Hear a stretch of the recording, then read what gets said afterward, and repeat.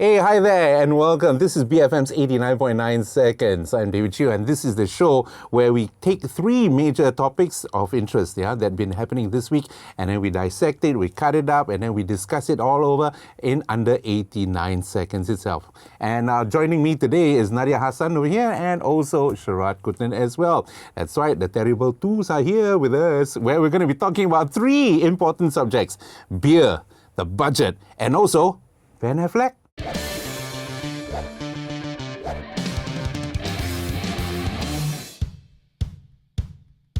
Well, we've all heard it before and we've seen it before, a nice concert, a festival, and all these things are getting, calls from different groups to get it all banned. The latest being Oktoberfest. Now, there have been some groups out there who have been calling for an outright ban of this. Sharaad, what have you got to say? Well, I think it's a question, is it a question of religion, is it a question of politics, or is it a question of power? And I think ultimately it's a question of power. The power of the state over the individual to make choices for themselves.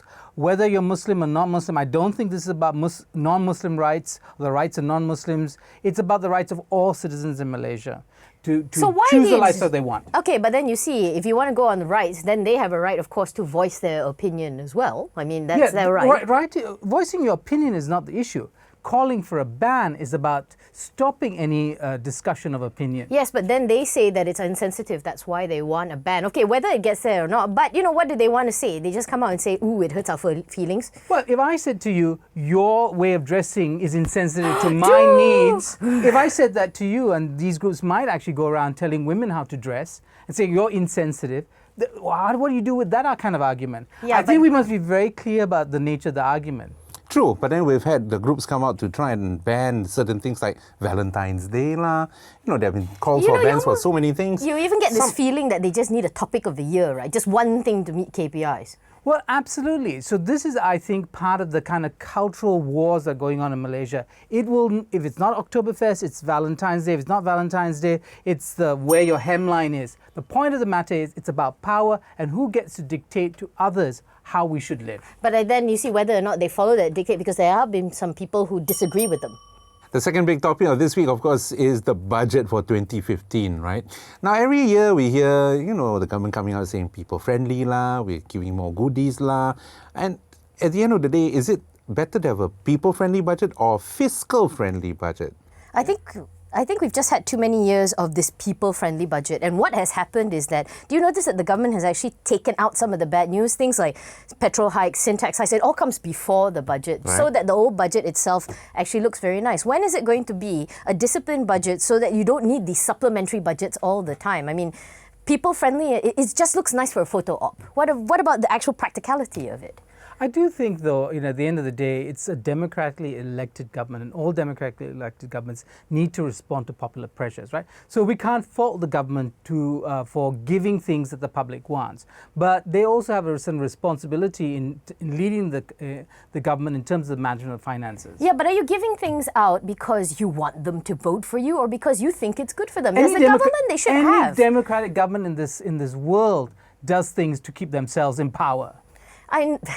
But then you see, you have to balance it out with the fact that you can't keep splurging money. I mean, why don't people kind of understand that?